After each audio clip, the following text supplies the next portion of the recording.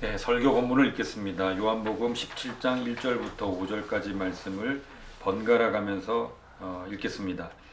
예수께서 이 말씀을 하시고 눈을 들어 하늘을 우러러 이르시되 아버지여 때가 이르렀사오니 아들을 영화롭게 하사 아들로 아버지를 영화롭게 하게 하옵소서.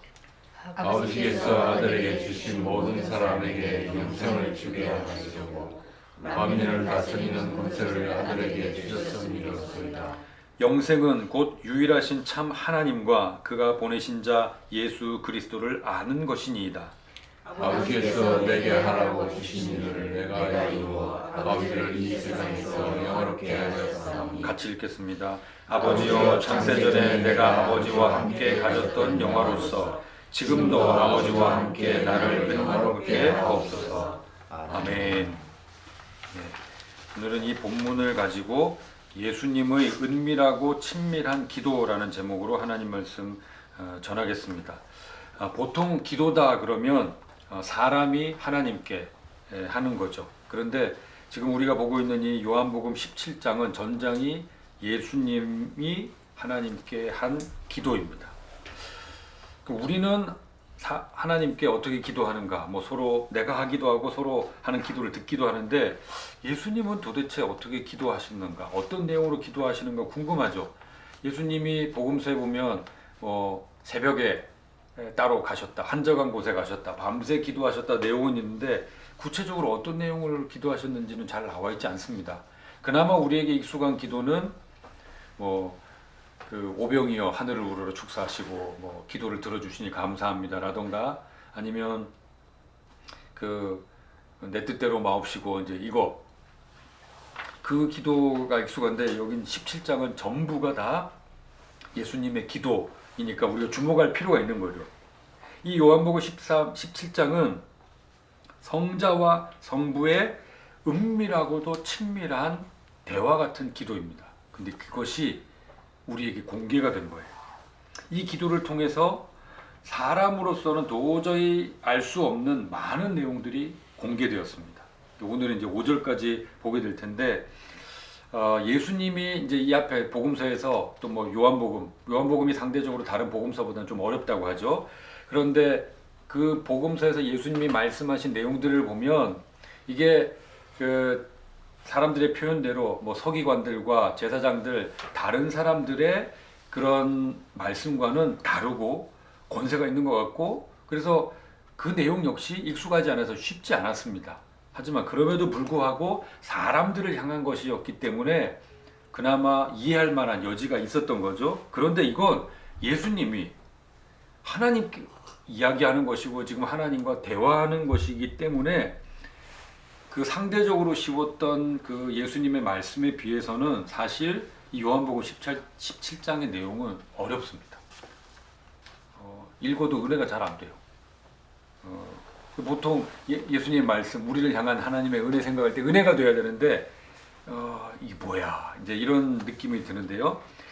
어렵지만 예수님이 이 앞에 쭉 해오신 말씀들을 생각하면서 그것을 근거로 찬찬히 한번 그 뜻을 헤아려 보겠습니다. 자, 처음에 보면요. 자, 우리가 보통 기도할 때 어떤 자세를 취하죠? 기도할 때 고개를 숙이고 두 손을 모으고 눈을 감고 예, 그렇습니다. 성경적 근거가 있을까요? 예, 없습니다. 왜 그렇게 기도하나 몰라요. 성경은 하늘을 우러러 네, 그 이상하죠. 네. 주일학교 선생님이 왜 그렇게 획일적으로 다 그렇게 가르쳤는지 모르겠어요. 다 기도하는 시간이다. 두 눈을 감고 고개를 숙이고 두 손을 모으고 이제 이런 식인데 글쎄요. 네. 1절 처음에 예수님의 기도의 자세가 나옵니다. 눈을 뜨셨겠죠. 눈을 들어 하늘을 우러러 그리고 소리를 내어 기도하셨어요. 이 독특한 이 기도, 예수님의 기도를 우리는 잘 헤아려 볼 필요가 있습니다. 하늘을 우러러 기도했다. 이 표현은요, 예수님 외에 잘 없어요. 그 백성들이 함께 하늘을 향해서 막 이렇게 부르짖었다. 이제 이런 표현들이 있기는 하지만, 근데 왜냐면 예수님이 뭐 한적한 곳에 가서 기도하셨다, 새벽에 기도하셨다, 밤새 기도하셨다 하지만 제자들도 그 예수님이 없어졌네, 뭐 밤새고 나타났네, 이건 봤지 예수님의 기도하는 곳 따라가서 예수님의 기도를 본 적이 없으니까. 하늘을 우러러 기도했다 하는 건 오병이어 기적도 나옵니다. 하늘을 우러러 이렇게 기도한, 그렇게 나오는데, 그렇다면 오병이어 같은 큰 기적이 지금 필요한 상황인 거죠. 하늘을 우러러 기도합니다. 그러니까 지금 예수님이 하늘을 우러러 하시는 기도는 오병이어의 그 큰 기적만큼이나 중요한 의미가 있다는 걸 제자들에게 알리시는 거예요. 그 사실 거기가 지금 제자들과 함께 모인 곳이 소위 마가의 다락방이라고 불려지는 곳이기 때문에 하늘을 우러러 해봐야 그 마가의 다락방, 다락 천장밖에 보이지 않습니다. 하지만 예수님의 그 자세 자체가 제자들에게 알려주는 바가 있는 거죠. 예수님이 아버지 이렇게 기도를 시작합니다. 아버지. 이 요한복음 17장에 40번이나 나옵니다. 아버지. 이 20몇 절인데 40번이나 나와요. 40번이나 나온다는 건 거의 절에 빠지는 절도 있으니까 어떤 절에는 3번 막 이렇게 나오기도 하거든요. 아버지, 아버지, 아버지. 계속 그렇게 부르는 것을 볼 수 있습니다. 예수님과 하나님과의 관계가 그만큼 강조되고 있다는 거죠. 성경에서 반복된다는 건 강조하고 있다. 그 부분에서 강조하고 있다는 건 여러 번 말씀드렸습니다. 40번이나 17장에 나오고 있습니다. 하나님을 향해서 아버지라고. 근데 예수님이 하나님이심을 나타낼 필요가 있었던 이 요한복음의 기록 시기와 맞물려서 예수님이 하나님과 어떤 관계인가 하는 것을 지금 이 17장을 통해서 알리는 거죠. 예수님이 이렇게 말씀하셨어요. 때가 이르렀사오니. 때가 이르렀사오니. 때에 대한 말씀으로 사실 우리에게 익숙한 표현은요, 가나의 혼인잔치에서 그 마리아가 이제 예수님한테 포도주가 떨어졌다고 알립니다. 이때 예수님 하신 말씀 기억나시죠? 이건 워낙 유명한 말씀이다. 때에 대한 유명한 말씀. 예수님 뭐라고 하셨죠? 내 때가 이르지 않았습니다. 때가 이르지 않았다고 하셨습니다. 그게 이제 우리한테 익숙한 표현인데 지금 예수님이 때가 이르렀습니다 라고 이야기한 거예요. 드디어 때가 왔답니다. 그러면 이 때에 대해서 우리가 알 수 있죠. 이게 지금 이제 이 기도 끝나고 겟세마네 동산 가시고 조금 있다 몇 시간 뒤에 이제 잡히시는데 십자가를 지시는데 그때가 바로 십자가를 앞두고 하신 거구나, 십자가에 대한 것이구나 하는 거를 누구나 알 수 있도록 지금 예수님이, 그러면 이제 마리아 포도주, 그때 내 때가 아직 이르지 않았다는 것은 무슨 의미인지 이제 대충 알 수 있습니다. 그러나 또 하나 말씀드리고 싶은 건, 여기서 사실 이제 우리에게 지금 여기서 갑자기 예수님이 겟세마네로 가시기 전에 내 때가 이르렀습니다 하는데, 우리에게는 내 때가 아직 이르지 않았습니다 하는 그 표현만, 예수님이 사역을 시작하시면서 첫 기적, 그거를 우리는 기억하는데요. 우리가 쓱 지나간 말씀이 있습니다. 요한복음 12장 23절에 이런 말씀하셨어요. 인자가 영광을 얻을 때가 왔도다.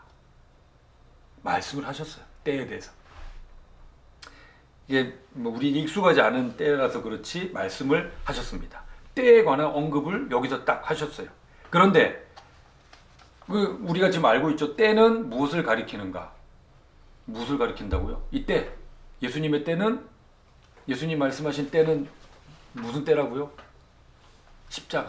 십자가예요. 근데 예수님이 지금 요한복음 12장에서 인자가 영광을 얻을 때가 왔도다 하셨잖아요. 그럼 그때는 또 십자가하고 무슨 관계가 있나 생각할 수 있는데, 그때 예수님이 뭐라고 말씀하셨냐면, 하나의 미랄이 죽어야 많은 열매를 맺는다 하는 말씀하십니다. 그때도 예수님은 죽음에 대해서 말씀하신 거예요. 예수님의 때는 바로 죽음이죠. 예수님의 죽음을 통해서 무언가 하시겠다는 것. 그러니까 예수님이 예전부터 말씀하신 이 때에 관련된 것은 예수님의 죽음과 직접적인 관계가 있다는 것을 분명히 알 수 있습니다. 우리가 오늘 본문으로 읽은 이 1절부터 5절까지에서 반복되는 표현이 있어요. 방금 읽으셨잖아요. 1절부터 5절까지 해서 반복되는 표현이 뭐죠? 반복되는 표현. 영화. 네. 영화. 시네마 아닙니다. 시네마 아니에요. 영화. 원어로는 사실 이제 4번인데 우리말로는 5번으로 이렇게 번역을 했습니다. 그래야 우리는 이제 이해하기가 쉬우니까요. 또 반복되는 단어가 있습니다. 앞에는 안 나왔는데, 앞에는 자주 언급되지 않았는데 여기에서 반복되는 단어. 영화와 함께 영생입니다. 네. 영생이라는 단어가 2번 나오죠. 이 두 단어가 본문을 이해하는 중요한 포인트입니다. 근데 다시 말씀드리지만 이 영화는 사실 영광으로 번역되면 사실 우리에게 더 익숙해요. 그러니까 앞에서는 다 영광으로 번역했거든요. 근데 여기에는 영화라고 번역하는 바람에 그 단어와 영광과 영화가 좀 무슨 다른 의미가 있는가, 뭐가 좀 나아진 게 있는가 이렇게 생각하는데 그게 아니고 이건 영광, 그냥 영광으로 번역해도 사실 상관없는 바로 그런 단어입니다. 1절에 보면 아들을 영화롭게 하사 아들로 아버지를 영화롭게 하게 하옵소서. 말 되게 어려워요. 무슨 저 세자가 전하한테 지금 이야기하는 것 같은 그런 분위기인데 우리말은 경전성을 좀 이렇게 드러나게 하기 위해서 이렇게 번역을 했습니다. 결론이 뭐냐면 아버지를 영화롭게 할 수 있게 해달라는 거예요.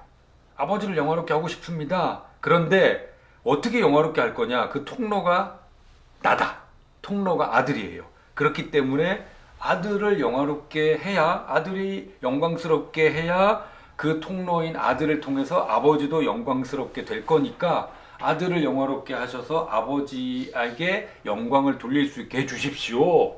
말 되게 어렵게 했죠. 예. 부자지간에 평소 우리 나라에서 이런 식으로 우리의 가정에서 이런 식으로 소통하면 참 어려울 것 같지만 예, 하나님과 예수님은 소통을 잘 하고 계십니다. 그러니까 쉽게 말하면 이게 무슨 요즘 말로 하면 쉽게 말하면 아들이 잘 되게 해주셔서 아들 덕분에 아버지도 올라가면 좋겠습니다 하는 거예요. 그런 의미입니다. 근데 그럼 영광이 뭐냐? 2절에 나옵니다. 아버지께서 아들에게 주신 사람에게 영생을 주게 하시려고 만민을 다스리는 권세를 아들에게 주셨음이로소이다. 요즘 말이 좀 어려운데요. 자, 아들이든 아버지든 영광을 얻을 방법이 뭐냐면 아버지께서 아들에게 주신 모든 사람에게 영생을 주는 것. 택한 백성에게 영생을 주는 것이 아들이든 아버지든 영광을 얻든 영화롭게 되는 방법이란 거예요.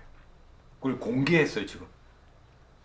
아들이 영생을 주려면 이게 영생을 이렇게 주려면 모든 사람을 다스리는 권세가 필요한 겁니다. 그래서 하나님이 그 아들에게 그걸 주셨다는 거예요. 근데 우리는 여기서 이제 다스리는 권세라는 이 단어 때문에 조금 헷갈릴 수 있는데요. 우리말로는 다스리는 권세 이렇게 두 단어로 번역됐는데 실은 한 단어입니다.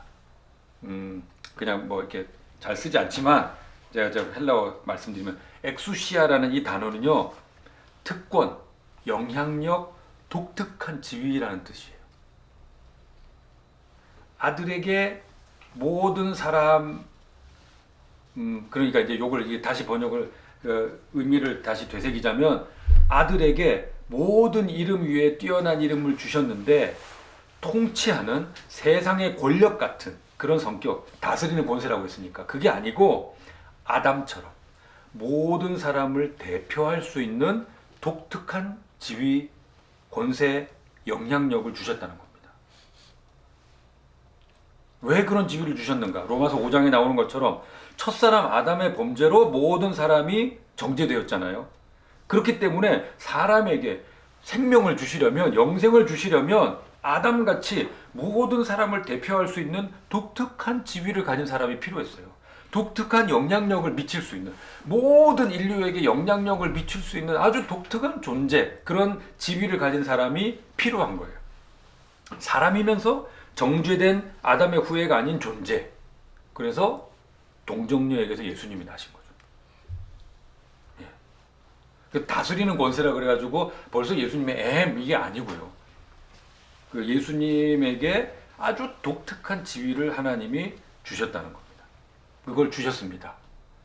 하나님이 나로 영화롭게 되게 하시고 그걸 통해서 하나님이 영화롭게 되기 위해서 이제 그걸 그러니까 지금 예수님의 죽음은 실패 나락으로 가는 게 아니라는 거죠. 자, 본문의 영화롭게의 의미를 알기 위해서 아까 인자가 영광을 얻을 때가 왔도다 그 언급한 요한복음 12장을 보면은요. 그때 말씀하신 그 때라는 게 십자가의 죽음이다. 그런 걸 이제 아까 확인을 했습니다. 그런데 그 죽음은 단순한 죽음이 아니라 한 알의 밀알이 죽어서 많은 열매를 맺는 것과 같이 많은 사람을 살리는 죽음이 될 것이다 하는 것을 지금 예수님이 이미 말씀을 하신 겁니다. 그런데 그 밀알 한 알이 죽어서 많은 열매를 맺게 될 것이다. 많은 사람을 살리게 될 것이다 하시고는 그 밀알 비유 하시고 나서 무슨 말씀을 하셨냐면요. 그 아래에 이런 말씀을 하셨어요. 아버지여, 아버지의 이름을 영광스럽게 하옵소서 하시니 이에 하늘에서 소리가 나서 이르되 내가 이미 영광스럽게 하였고 또다시 영광스럽게 하리라 하시니. 이 어디서 본 것 같죠? 오늘 본문에 나오는 표현이죠. 오늘 본문 1절이나 5절과 아주 비슷합니다. 근데 영화라고 하지 않고 영광이라고 했죠. 헬라어는 원어는 똑같아요. 원어는 똑같습니다. 영화로도 번역하기도 했고 영광이라고도 번역했어요. 여기에서도 예수님은 죽음 얘기하고는 뭐라고 하셨냐면 아버지 이름을 영광스럽게 하옵소서라고 똑같이 그때도 지금 겟세마네 가시기 전처럼 그때도 똑같이 이 얘기를 하셨던 겁니다. 여기서는 이제 아버지의 이름을 영광스럽게 하십시오. 원어로는 똑같아요. 영광스럽게 하다, 영화롭게 하다, 독사조라고 똑같은 단어를 썼는데 영화, 영광 뭐 이렇게 했어요. 그때 하나님이 하늘에서 소리로 답하셨습니다. 내가 영광스럽게 하였고 영광스럽게 하리라. 이것도 좀 어려운데요.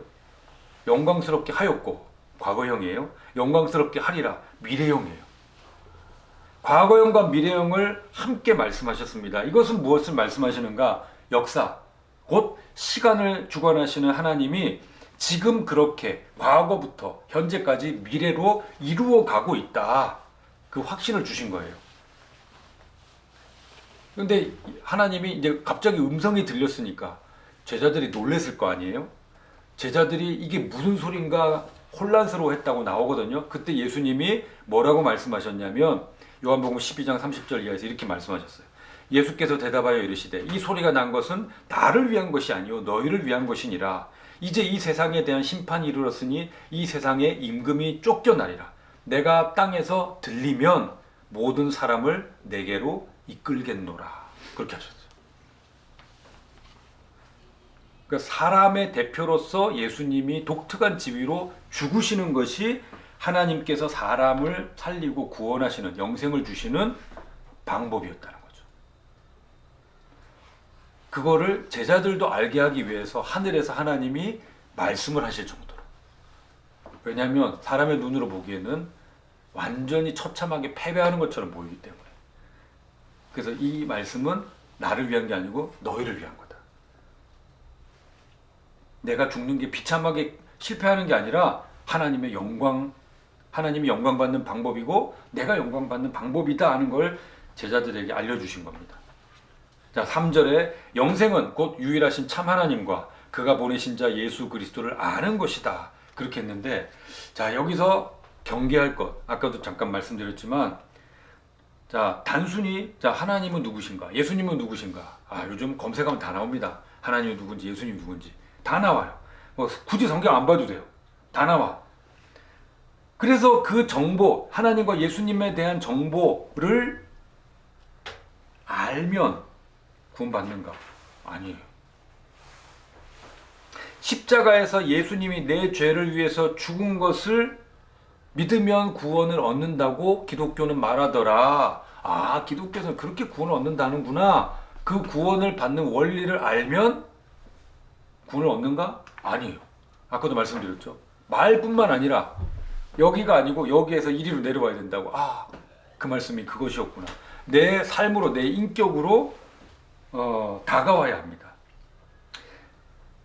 그게 어떤 것이냐면 예수님이 이제까지 계속 말씀하셨던 내가 너희 안에, 너희가 내 안에. 아시겠죠? 예. 그게 이루어졌을 때 거룩한 연합, 하나님의 그 연합과 같은 것으로 그 자리에 예수님이 그 제자들을 초청하시고 곧 우리들을 초청하셨을 때 우리가 그 자리에 들어가서, 그래서 사도신경에서 성부와 성자와 성령과 함께 믿는 게 교회죠. 성부와 성자와 성령의 그 거룩한 연합에 교회도 감히 포함이 되는 거예요. 우리는 그걸 믿습니다.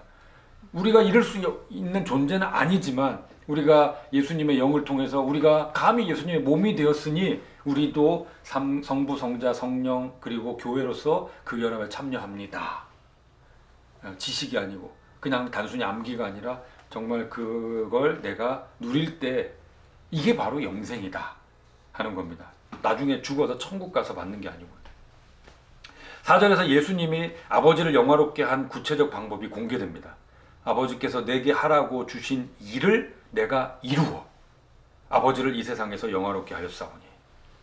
예수님은요, 예수님이 가르쳐 주신 그 기도, 주기도문처럼 정말 아버지의 뜻이 하늘에서 이루어진 것처럼 땅에서도 이루어지기를 기도하셨습니다. 그리고 기도할 뿐만 아니라 그 뜻을 알게 되었을 때 그 뜻에 순종하여서 이루셨어요. 심지어 그 뜻이 뭐냐면 예수님의 죽음일지라도, 나의 죽음일지라도 그 순종의 끝이 남들이 보기에 실패고 절망인 나락가는 그 죽음일지라도 예수님은 그것에 순종하고 그것을 이루셨다는 겁니다. 5절에 놀라운 표현이 있습니다. 예, 이게 참 중요한 표현이에요. 예수님이 지금 기도하는 거잖아요. 기도에서 솔직한 걸 이야기합니다. 아버지여, 창세 전에 내가 아버지와 함께 가졌던 영광, 함께 가졌던 영화. 예, 놀라운 표현이죠. 모든 것이 만들어지기 전에, 창세 전에부터 있었던 존재는 하나님밖에 없어요. 근데 얘기하는 거예요. 아버지여, 창세 전에 내가 아버지와 함께 있었는데, 함께 영광을 누렸는데, 예. 삼위일체 하나님의 교제가 이 5절에 표현되어 있습니다. 예수님이 지금 육신으로는 초라하게 보이고 이제 곧 처참하게 죽음을 당하지만 창세 전부터 하나님과 함께 계셨고 하나님께 종속된 존재가 아니라 하나님과 동등한 영광을 누린 존재라는 거예요. 예, 내가 아버지와 함께 가졌던 영광. 어마어마한 선언입니다. 지금도 영화롭게, 지금도 예수님이 이 땅에 오신 그 결정적인 바로 그때 지금 왔어요. 그러니까 나를 영화롭게 하옵소서. 그러니까 예수님 겟세마네 동산 가시기 전에 겟세마네 가셔서 갑자기 막 이 잔을 내게서 옮기시옵소서가 아니고요. 여기서부터 예수님은 구하고 있습니다. 아버지와 함께 나를 영화롭게 하옵소서. 지금 그 길, 성취, 그 순종의 길로 이루는 길로 갈 수 있게 하옵소서. 지금 예수님이 겸손하게 기도하고 계신 거예요. 히브리서 5장 5절에 보면 이런 표현이 있어요. 그리스도께서 대제사장 되심도 스스로 영광을 취하심이 아니다. 그런 표현이 있습니다. 스스로 영광을 취하지 않아요. 그러니까 예수님은 내가 원래 하나님이니까 내 영광은 내가 알아서 취할 수 있어 라고 하시지 않고, 영광을 스스로 취하지 않고 도리어 낮아져서 아버지 하나님이, 성부 하나님이 영광의 수여자가 되기를 원하시는 거예요. 참 그 하나님의 이 겸손함, 그분들의 그 연합, 그건 너무 놀랍고 신비롭습니다. 그래서 빌립보서 2장 6절 이하에서 이 표현이 나옵니다. 지금 이 예수님의 기도를 통해서 그 대충 그림을 한번 그려보시고요. 그걸 머릿속에 그리고 이 말씀을 들으세요. 그는 근본 하나님의 본체시나 하나님과 동등됨을 취할 것으로 여기지 아니하시고 오히려 자기를 비워 종의 형체를 가지사 사람들과 같이 되셨고 사람의 모양으로 나타나사 자기를 낮추시고 죽기까지 복종하셨으니 곧 십자가의 죽으심이라. 이러므로 하나님이 그를 지극히 높여 모든 이름 위에 뛰어난 이름을 주사 하늘에 있는 자들과 땅에 있는 자들과 땅 아래 있는 자들로 모든 무릎을 예수의 이름에 꿇게 하시고 모든 입으로 예수 그리스도를 주라 시인하여 하나님 아버지께 영광을 돌리게 하셨느니라. 빌립보서 2장 6절부터 11절이 어마어마한 말씀이죠. 예. 정말 성경을 벗어나는 그 역사를 요약한 게 바로 이것입니다. 예.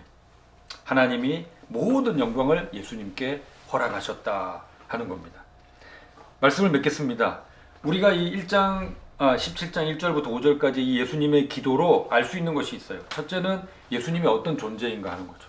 그분은 창세 전부터 계신 하나님이셨습니다. 두 번째는 십자가는 패배가 아니라 승리라는 겁니다. 그러니까 12장에 이 일을 통해서 마귀가 쫓겨날 것이다. 그렇게 말씀을 하셨거든요. 세 번째로는 성부, 성자, 성령이 삼위일체 하나님이 우리를 구원하시기 위해서 얼마나 그 마음을 모으시고 계획하시고 그것을 시간 속에서 공간 속에서 이루어 가시는가 하는 것을 알 수 있습니다. 이분들의 기도를 통해서 이분의 기도와 거기에 대한 반응, 이 기도의 내용을 통해서 예수님이 어떤 분인지 확실히 믿고 삼위일체 하나님을 통해서 우리에게 적용된 이 구원의 은혜에 항상 감사하며 누리며 사는 저와 여러분이 되기를 우리 주 예수 그리스도 이름으로 축원합니다. 아멘.